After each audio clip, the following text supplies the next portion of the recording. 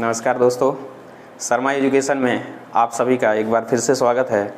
आज बायोलॉजी की सीरीज का आज दूसरा वीडियो आप लोगों के लिए लेकर आए हैं, जिसमें हम आज पढ़ने वाले हैं जीवधारियों के लक्षण या गुण। आशा है हमें कि जो हमारा पहला वीडियो था वो सभी लोगों को पसंद आया होगा और सभी लोगों से अच्छे मुझे रिस्पॉन्स भी मिले हैं। सभी लोगों ने अच्छा रिस्पॉन्स किया है, मेरे चैनल को सब्सक्राइब किया है, लाइक किया है और अच्छे कमेंट भी किए हैं। कोशिश करूंगा कि जो उस वीडियो में मेरी कमियां थी वो शायद ये कमियां मैं इस वीडियो में दूर कर सकूं और जो स्टूडेंट है मेरे उनको मैं अच्छा से अच्छा कंटेंट दे सकूं। तो बस आप लोगों का साथ सहयोग चाहिए जो हमारे इस चैनल को उठाने में मदद करेगा। तो चलिए बिना देरी किए आज शुरू करते हैं अपना दूसरा वीडियो, जो है जीवधारियों के लक्षण या गुण। उसमें सबसे पहला गुण है जीवधारियों का। जीवधारियों के लिए सेल ऑर्गेनाइजेशन। देखिए, कोई भी एक जीव है उसको हम किन लक्षणों के आधार पर कह सकते हैं कि ये सजीव जगत में आता है या इसमें जीवन पाया जाता है, तो उन्हीं लक्षणों को हम आज देखेंगे।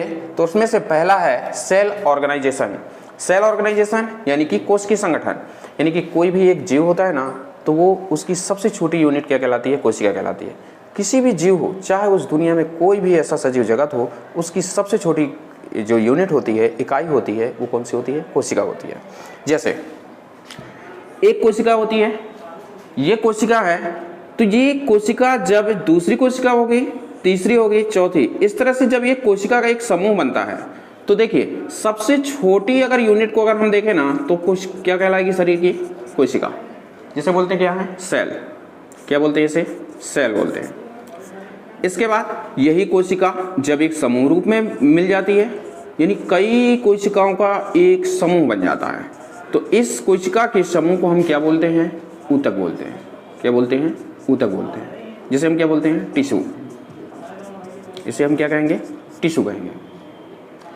इसके बाद यही जो टिश्यू है ना, ऐसे एक टिश्यू का ग्रुप ये हुआ, एक टिश्यू का ग्रुप ये हुआ, एक ये हुआ, इस तरह से यही टिश्यू मिलकर के एक झुंड बनाते हैं।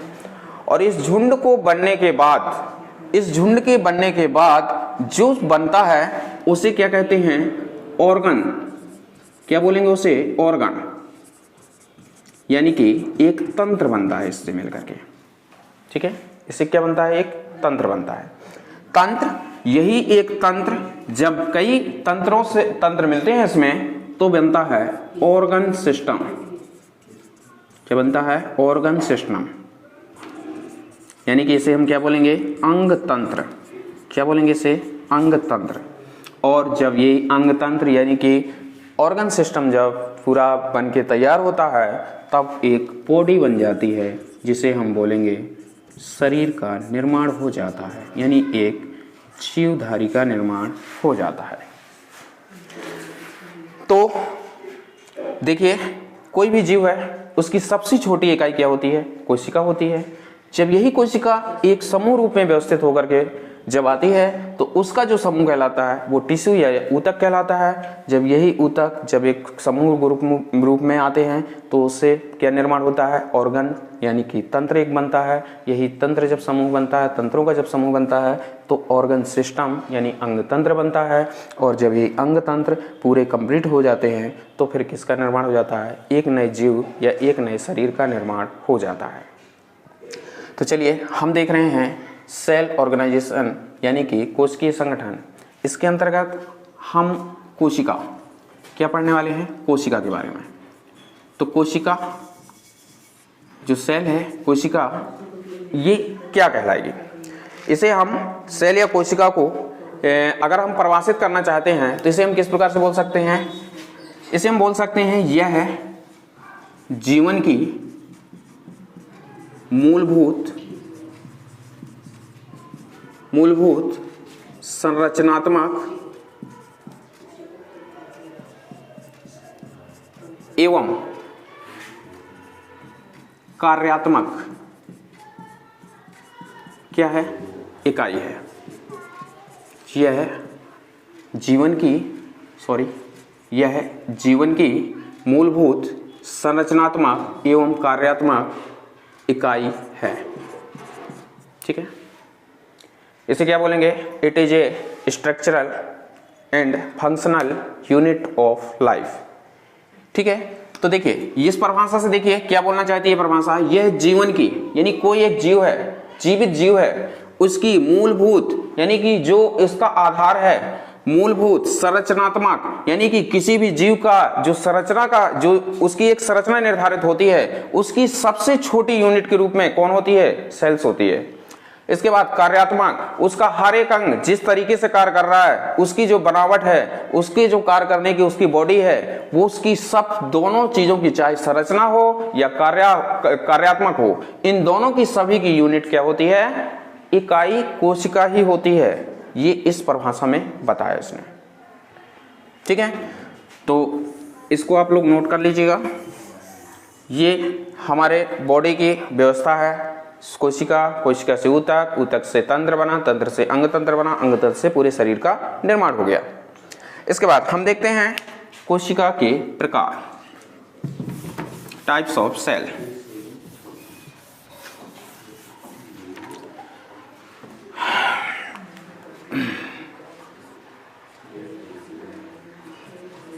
टाइप्स ऑफ सेल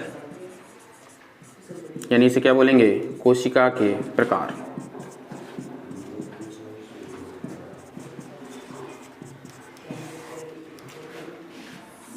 देखिए संपूर्ण जगत में कोशिका जो जीव पाए जाते हैं वो सिर्फ दो ही प्रकार की कोशिकाओं से मिलकर बने हैं। सबसे पहला प्रोकैरियोटिक,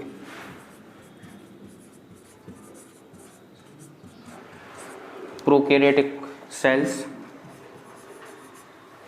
और दूसरी जो होती है यूकैरियोटिक सेल।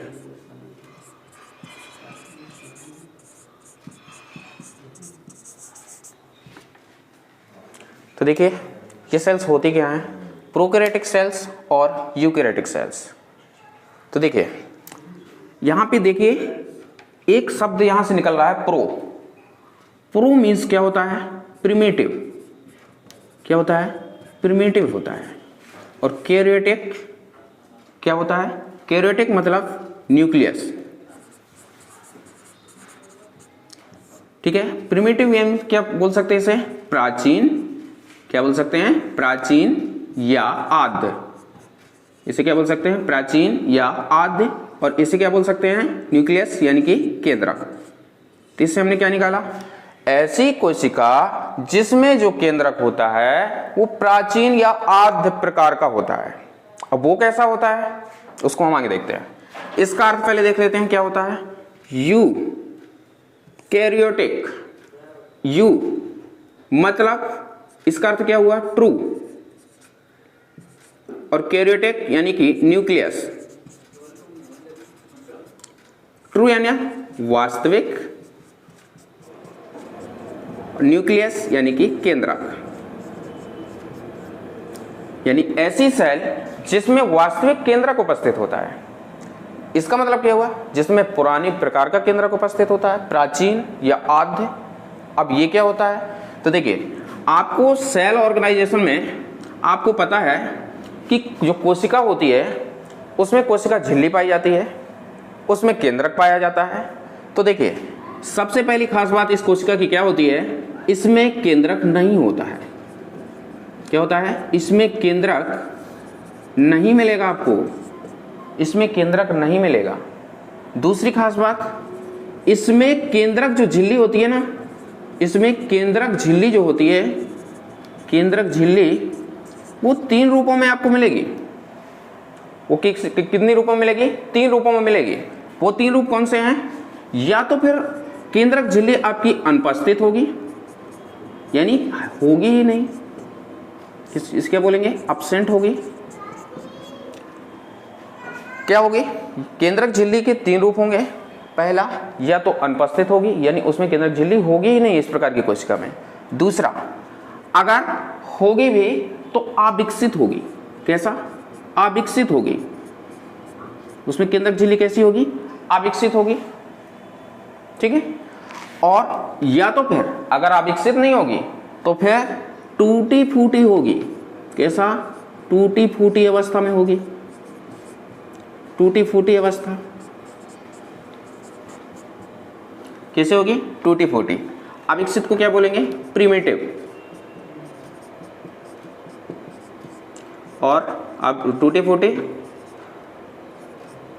रूडिमेंट्री।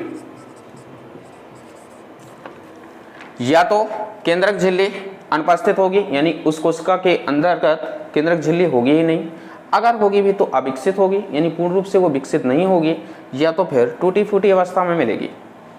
ये खास बात है किसकी? प्रिमिटिव न्यूक्लियस, या जिसे प्रोकैरियोटिक सेल्स कहते हैं, ये इस प्रकार की कोशिका होती है। अब देखते हैं यूकैरियोटिक कोशिका में।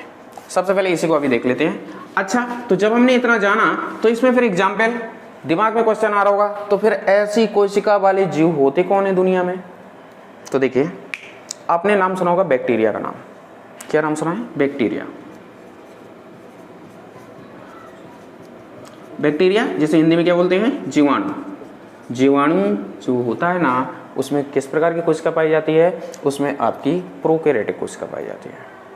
ठीक है, ये एग्जाम में बहुत बार क्वेश्चन पूछा गया है कि बैक्टीरिया में किस प्रकार की कोशिका पाई जाती है, तो याद रखिएगा उसमें प्रोकैरियोटिक कोशिका पाई जाती है।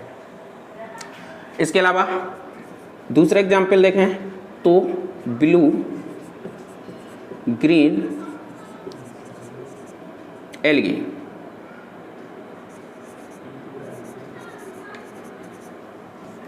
ब्लू ग्रीन एल्गी जिसे हिंदी में क्या बोलते हैं? नीली हरित शैवाल। नीली हरित शैवाल, इसे हम क्या बोलेंगे? नीली हरित शैवाल। ये जो दो है ना, इनमें कौन सी कोशिका मिलेगी आपको? प्रोकैरियोटिक कोशिका मिलेगी। इनके एग्जाम्पल याद रखना, बहुत बार एग्जाम में ये पूछे गए हैं।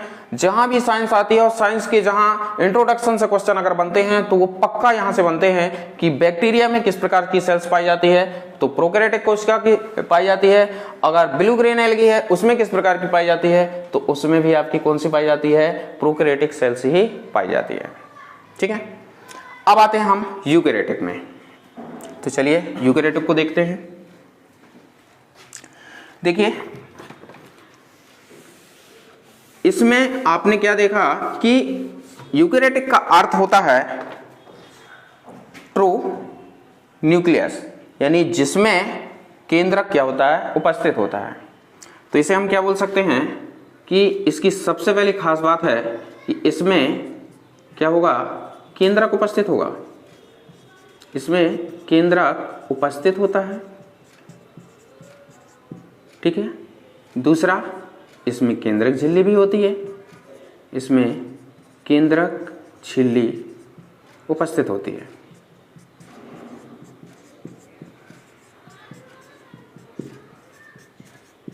ठीक है, यूकैरियोटिक कोशिका किस प्रकार की कोशिका है? जिसमें केंद्रक उपस्थित हो, जिसमें केंद्रक झिल्ली उपस्थित हो।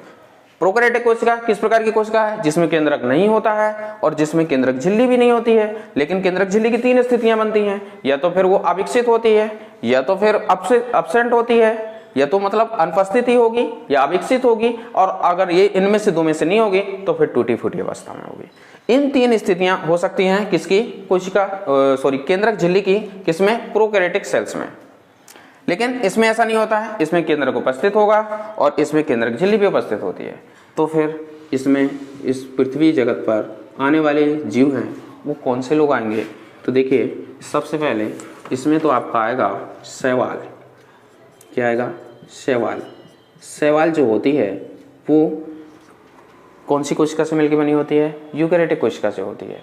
यानी उसमें कौन सी कोशिका पाई जाती है? यूकैरियोटिक कोशिका पाई जाती है। इसके अलावा आपने सुना होगा कवक का नाम। कवक, ये जो कवक होता है ना, इसमें भी आपकी यूकैरियोटिक कोशिका मिलेगी। इसके बाद आपके पादप जितना जगत है, पादप जगत, वो सब का सब कैसा होता है? यूकैरियोटिक कोशिका का। और इसके अलावा यहाँ पर और कौन बचे? आपके एनिमल, यानी कि जंतु। जंतु जगत जितना भी है सब उसमें कैसा पाया जाता है? यूकैरियोटिक कोशिका पाई जाती है। ठीक है, जंतु जगत में कौन सी कोशिका पाई जाती है? यूकैरियोटिक कोशिका पाई जाती है। हाँ, ये थी आपकी सेल्स के टाइप्स जो आपने पढ़े। ये दो प्रकार की होती हैं। उनके एग्जाम्पल इनके याद रखिएगा। ये यहाँ से क्वेश्चन बनते हैं, या तो आप यहाँ के सबसे ज़्यादा यहाँ से बनते हैं प्रोकैरियोटिक कोशिका से। अगर उसने नहीं वहाँ से पूछा तो फिर यहाँ से पूछता है कि शैवाल्स में किस प्रकार की कोशिका पाई जाती है, तो यूकेरियोटिक कोशिका। कवक में कौन सी कोशिका पाई जाती है, तो यूकेरियोटिक कोशिका। जब पादप और जंतु में कैसी होती है, तो उसमें भी कैसी होती हैं, यूकेरियोटिक कोशिकाएं पाई जाती हैं। अब देखिए यहाँ पर आप क्या देख रहे होंगे कि प्रोकैरियोटिक कोशिका में एक एग्जाम्पल आया है बैक्टीरिया, और यूकेरियोटिक कोशिका में एक एग्जाम्पल आया है शैवाल। तो थोड़ा सा इसकी एक कहानी सुन लीजिए आप, क्या है देखिए। बैक्टीरिया और शैवाल, यानी एल्गी बोलते हैं इसे, शैवाल, ये लोग क्या हैं, तो देखिए बैक्टीरिया और शैवाल, बैक्टीरिया में प्रोकैरियोटिक कोशिका है और शैवाल में यूकेरियोटिक कोशिका है। लेकिन याद रखना, शैवाल के पास, शैवाल कैसी होती है, हरे रंग की होती है, इसके पास क्लोरोफिल पाया जाता है। लेकिन बैक्टीरिया के पास क्लोरोफिल नहीं होता है, और इसके पास ना तो क्लोरोफिल होता है और ना तो ये अपना भोज्य पदार्थ स्वयं बनाने का कार्य करता है। तो इन दोनों में एक आपसी संबंध बनता है, इन दोनों में क्या बनता है, एक आपसी संबंध बनता है, जिसे बोलते हैं सहजीवी संबंध। क्या बोलते हैं, सहजीवी संबंध।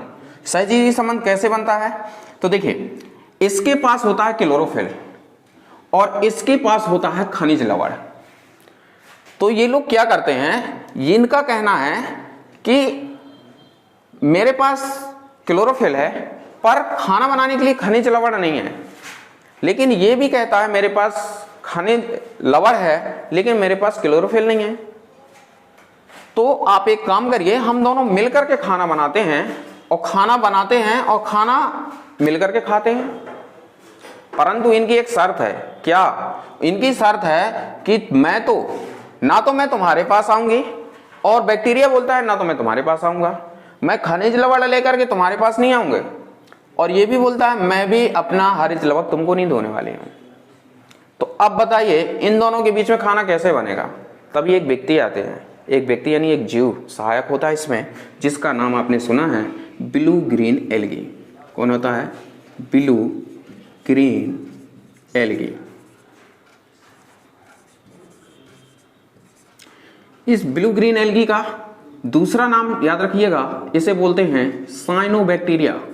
क्या बोलते हैं, साइनोबैक्टीरिया।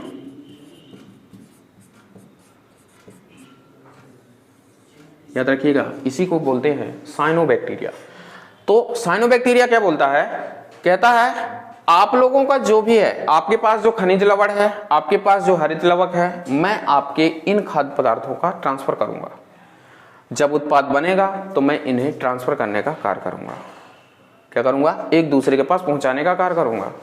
इसलिए याद रखना, साइंस में साइनोबैक्टीरिया को बैक्टीरिया और शैवाल के बीच की कड़ी कहा जाता है। क्या कहा जाता है, बैक्टीरिया यानी जीवाणु और शैवाल एल्गी के बीच की कड़ी कहा जाता है। तो यहां पे आप लिख सकते हैं कि किसे साइनोबैक्टीरिया को, इसे जीवाणु और शैवाल के बीच की कड़ी कहा जाता है।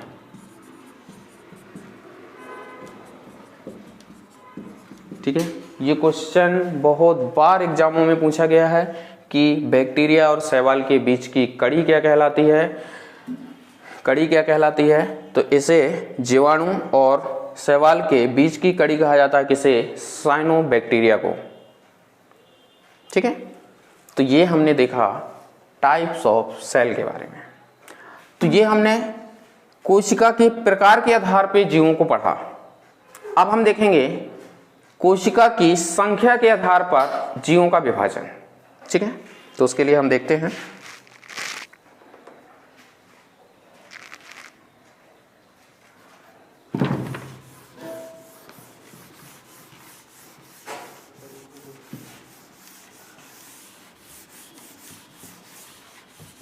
दोस्तों, अगर आप लोग नोट्स बनाना चाहते हैं, जो चीज़ आपको पढ़ाई जा रही है, तो हमारे टेलीग्राम चैनल शर्मा एजुकेशन को ज्वाइन कर लें। उसमें हमने आपको सभी जितने भी वीडियो आएंगे उनकी सबकी PDF आपको वहाँ मिलेगी। तो आपको टेलीग्राम पे जाना है और शर्मा एजुकेशन को लिंक को डाल करके वहाँ से आपको उसे ज्वाइन कर लेना है। जैसे ही आप ज्वाइन करेंगे, वहाँ से आपको कि जो यहाँ सब कुछ जितना पढ़ाया जा रहा है वहाँ से आपको पूरी PDF भी उपलब्ध हो जाएगी। तो दोस्तों, आप लोग ध्यान दीजिए। इसके बाद आगे देखते हैं, कोशिका के आधार पर जीव। कोशिका के आधार पर जीव, ठीक है। वहाँ क्या देखा था? कोशिका के प्रकार के आधार पर जीव। यहाँ कोशिका के आधार पर यानी किसकी? संख्या के आधार पर, ठीक है, संख्या के आधार पर। तो कोशिका के आधार पर, संख्या के आधार पर जीवों को हमने दो भागों में बांटा है। कौन से? पहला यूनिसेलुलर और दूसरा मल्टीसेलुलर।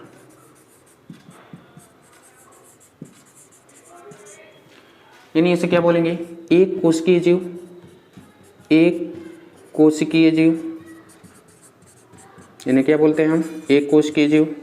और इन्हें बोलेंगे बहुकोशिकीय जीव।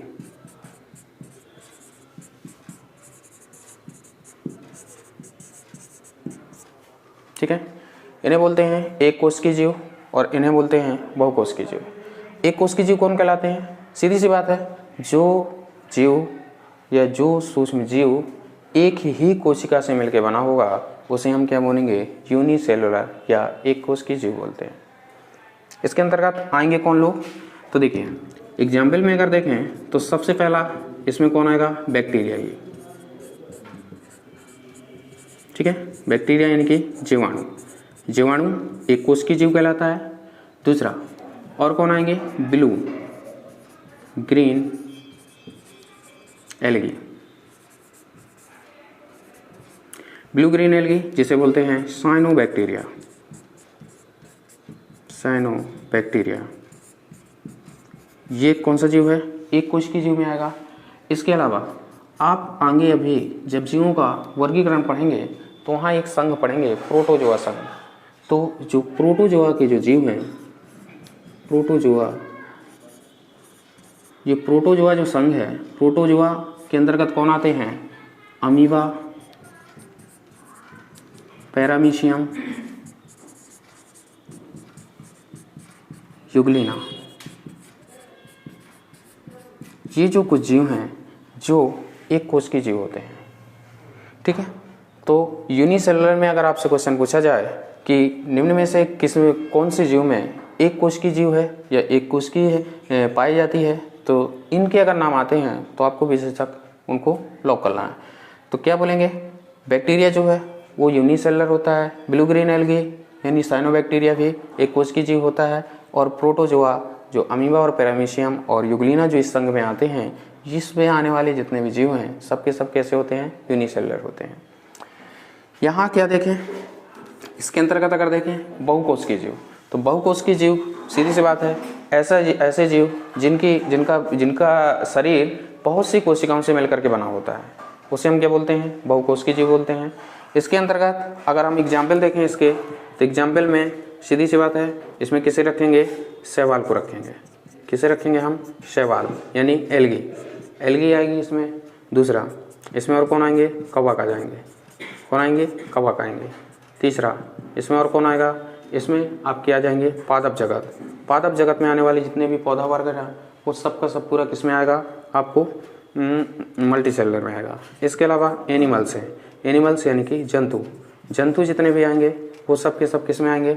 मल्टीसेलुलर यानी कि बहुकोशिकीय जीव के अंतर्गत इन्हें हम रखते हैं। तो ये हमने देखा सेल से संबंधित जो जीव का वर्गीकरण होता है उसको हमने एक बार देखा टाइप्स ऑफ सेल के आधार पर जीव।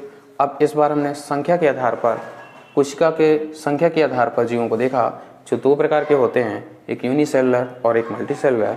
यूनिसेलर के अंतर्गत बैक्टीरिया, ब्लू ग्रीन एल्गी और प्रोटोजोआ संघ के आने वाले जो जीव हैं उनको रखा गया है। इसके अलावा मल्टी सेलुलर है। मल्टी सेलुलर के अंतर्गत हमने बहुकोशिकीय जीवों के अंतर्गत हमने शैवाल है, कवक है, पादप है और जंतु यानी एनिमल्स वर्ग को रखा गया है। ये था हमारा जीवधारियों का पहला गुण जो था सेल ऑर्गेनाइजेशन यानी कोशिकीय संगठन। इसके बाद हम आगे चलते हैं, दूसरा गुण देखते हैं कौन सा है, प्रोटोप्लाज्म।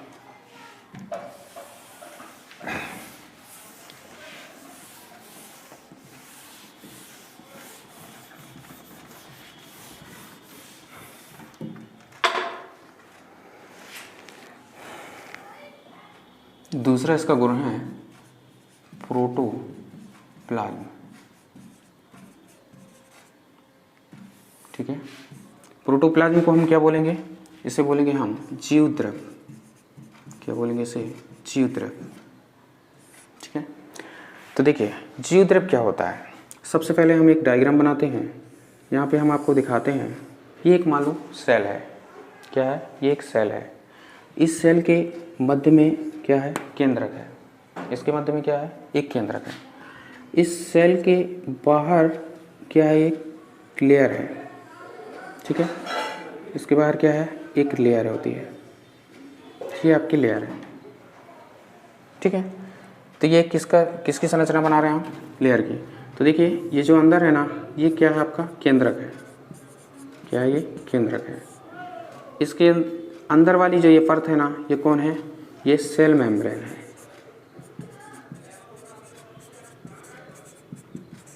सेल मेम्ब्रेन या तो फिर इसे बोलते हैं प्लाज्मा मेम्ब्रेन। Plasma membrane. ठीक है, ये सेल मेम्ब्रेन या प्लाज्मा मेम्ब्रेन है। और ये जो बाहरी जो परत है ना, इसे बोलते हैं हम सेल वॉल। क्या बोलते हैं, सेल वॉल या कोशिका भित्ति। इसे क्या हम बोलते हैं, कोशिका भित्ति। इसे हम बोलेंगे कोशिका भित्ति। तो देखिए सेल मेम्ब्रेन या प्लाज्मा मेम्ब्रेन, जिसे बोलेंगे कोशिका झिल्ली। इसे क्या बोलेंगे हम, कोशिका झिल्ली। इसे बोलते हैं हम कोशिका झिल्ली। तो देखिए ये केंद्रक होता है जो कोशिका का हेड होता है। इसके अंदर जो ये पदार्थ भरा है ना, इसके अंदर जो ये पदार्थ भरा है ना, ये पूरा पदार्थ और इसमें आने वाले जितना भी सॉलिड मटेरियल है, ठीक है, सॉलिड मटेरियल, इसके अलावा लिक्विड मटेरियल जो भी है, यानी कि सॉलिड और लिक्विड का जो एक ग्रुप बनता है, वो पदार्थ जो कोशिका के अंदर होता है, उसे हम बोलते हैं प्रोटोप्लाज्म। उसे हम क्या बोलते हैं, प्रोटोप्लाज्म बोलते हैं। ठीक है, तो अब ये जो प्लाज्मा झिल्ली होती है, ये कैसी होती है, ये होती है सिलेक्टिव परमेबल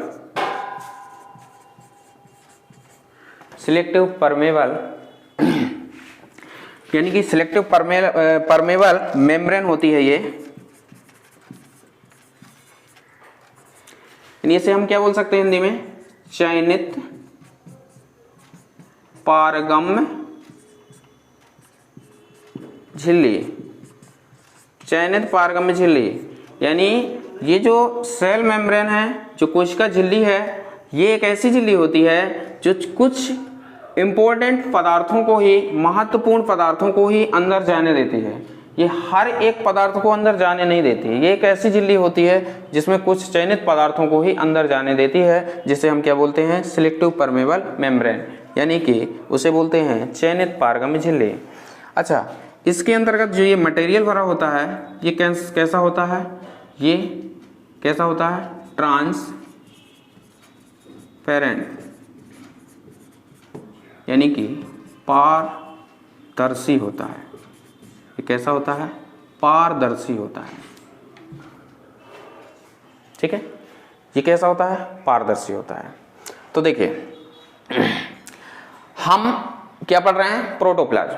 तो प्रोटोप्लाज्म को अगर हम बांटें तो याद रखिएगा, प्रोटोप्लाज्म को अगर हम बांटें तो प्रोटोप्लाज्म को हम दो भागों में बांट सकते हैं। एक हम बांट सकते हैं साइटोप्लाज्म, साइटोप्लाज्म और दूसरा बांट सकते हैं ऑर्गेनल्स। साइटोप्लाज्म यानी कोशिका द्रव बोलते हैं इसे क्या बोलते हैं? कोशिका द्रव।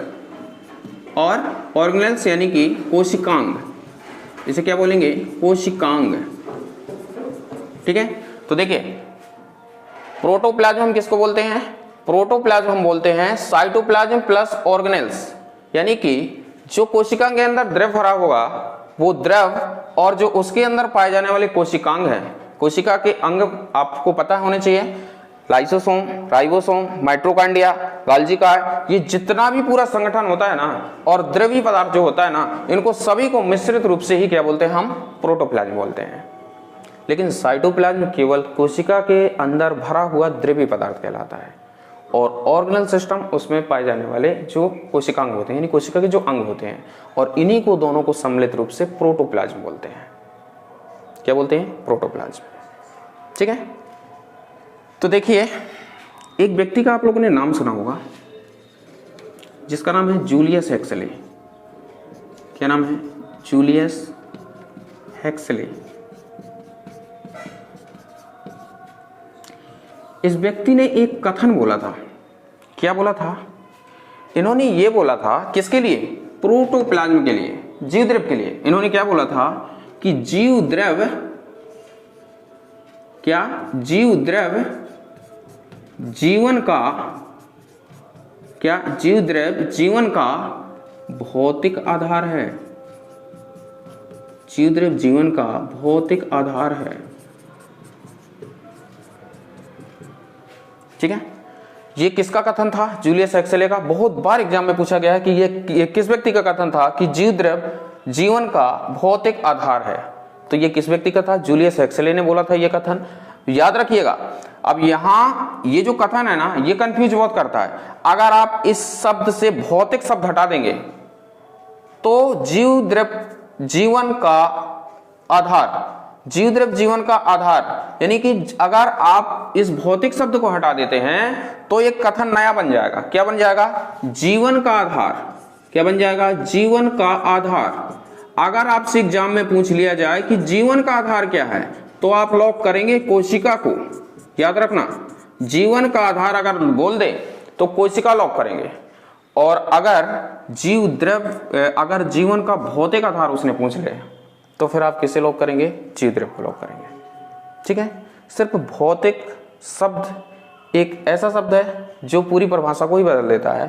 तो भौतिक यानी कि एक ऐसा पदार्थ जिसे हम क्या कर सकते हैं? दृश्य, विजुअल कर सकते हैं, उसके बारे में अगर पूछे तो उसे आप बोलेंगे प्रोटोप्लाज्म। और अगर बोले कि जीवन का आधार तो वो कौन सी आपकी? कोशिका है। अच्छा, तो देखिए ये जो जीव द्रव शब्द है, ये जो जीव द्रव जो शब्द है, ये शब्द किसने दिया था? तो याद रखिएगा, ये दिया था पुरकिंजे नाम के व्यक्ति ने। किसने दिया था? पुरकिंजे नाम के व्यक्ति ने दिया था। इस शब्द को किसने दिया था? पुरकिंजे ने दिया था। और याद रखना, अगर आपको खोजकर्ता का नाम पूछ ले कि जीव द्रव की खोज किस व्यक्ति ने की थी, कि खोज, तो खोज में नाम आता है डुजार्डिन का। किसका आता है? डुजार्डिन का नाम आता है। ठीक है, तो आपको जीव द्रव या प्रोटोप्लाज्म के बारे में इतना जानना था कि जो प्रोटोप्लाज्म होता है ये दो चीज़ों से मिलकर बना है, साइटोप्लाज्म और ऑर्गेनेल्स। साइटोप्लाज्म क्या है? कोशिका के अंदर पाया जाने वाला जो द्रव है उसे कोशिका द्रव कहते हैं, उसे। और कोशिका के अंदर पाए जाने वाले जो अंग हैं, कोशिकांग, इन्हें दोनों को सम्मिलित रूप से बोलते हैं हम प्रोटोप्लाज्म। ठीक है, इसके बाद इसमें हमने आपको बताया कि जो कोशिका होती है उसके अंतर्गत क्या क्या होता है। जो बाहरी परत होती है उसमें सेल वॉल होती है, लेकिन हालांकि याद रखना जंतुओं में ये कोशिका नहीं होती है सेल वॉल वाली, केवल सेल मेम्ब्रेन पाई जाती है। यह व्यवस्था केवल पादप में होती है जिसमें सेल वॉल होती है, यानी कोशिका भित्ति होती है। बाकी हमारे जंतुओं में जो होता है वो केवल कोशिका झिल्ली होती है, जिसे बोलते हैं सेल मेम्ब्रेन या प्लाज्मा मेम्ब्रेन। ये कैसी झिल्ली होती है? सिलेक्टिव परमेबल मेम्ब्रेन होती है, यानी चयनित पारगम्य झिल्ली, यानी कुछ मुख्य पदार्थों को चयनित करके अंदर जाने की आज्ञा देती है। ठीक है। ये जो इसके अंदर जो द्रव भरा होता है वो कैसा होता है, ट्रांसपेरेंट होता है, यानी कि पारदर्शी होता है। इसके बाद हमने कुछ लोगों के कथन देखे, जैसे जूलियस एक्सले ने बोला था कि जो जीव द्रव है वो जीवन का भौतिक आधार होता है। लेकिन अगर आपसे पूछा जाए कि जीवन का आधार क्या है तो आपको कोशिका करना है। ये जो जीवद्रव है इसकी खोज किसने की, पुरकिंजे ने की थी। और जीवद्रव की जो खोज है वो डुजार्डेन ने की थी। और जो जीवद्रव जो शब्द का जिक्र किया था वो सबसे पहले किसने किया था, पुरकिंजे ने आपके किया था। ठीक है। तो दोस्तों आज हमने जीवधारियों के 2 गुण देखे हैं, केवल 2 गुण देखे, क्योंकि ये 2 गुण बड़े थे इसलिए हमने आज केवल 2 ही गुण देखे हैं। हम अगला वीडियो लेके आएंगे और आगे के गुण देखेंगे। ठीक है। आज हमने केवल 2 गुण देखे हैं, तो आगे के वीडियो में हम बाकी जितने शेष गुण बचे हैं हम उनको देखेंगे। तो दोस्तों आज हम इस वीडियो में केवल इतना ही रखते हैं। तो दोस्तों आपसे निवेदन है कि आप अगर इस वीडियो को देख रहे हैं तो इसके साथ साथ में ये जो पढ़ते जा रहे हैं इसको कॉपी पेन लेकर के इसे नोट भी करते जाइए, क्योंकि कहते हैं कि जो चीज़ हम समझ रहे हैं अगर उसको हैंड राइट करते जाते हैं तो वो हमारे दिमाग में और ज़्यादा टाइम तक रहती है। कहते हैं कि एक विजुअल करना, दृश्य कर रहे हैं और श्रव्य भी कर रहे हैं तो वो हमारे लिए सबसे ज़्यादा बेस्ट होता है और वो हमारे माइंड में सबसे ज़्यादा टाइम तक रुकता है। तो इसलिए आप लोगों से रिक्वेस्ट है कि आप लोग साथ साथ में नोट्स बनाते जाएं तो आप लोगों के लिए बहुत ही बेस्ट होगा। और ये मैं आपसे वादा करता हूँ कि आप मेरे हर एक वीडियो को विजुअल करते जाइए, देखते जाइए, और देखने के बाद आपको जो जीव विज्ञान की जो समस्याएं हैं बच्चों की कि रटनी पड़ती है, भूल जाती है, तो ये मैं आपसे वादा करता हूँ कि ये रटना नहीं है, केवल मेरे वीडियो को देख करके आपको सिर्फ समझना है और बस 1 से 2 बार आपको उस नोट्स से पढ़ लेना है। बाकी मेरी जिम्मेदारी है, आपसे कोई भी क्वेश्चन यहाँ से नहीं छूटेगा एग्जाम में। बस आप लोगों का सहयोग चाहिए ताकि मैं इस तरह से आप लोगों को ये वीडियो उपलब्ध कराता रहूँ। तो मिलते हैं दोस्तों कल, तब तक के लिए नमस्कार।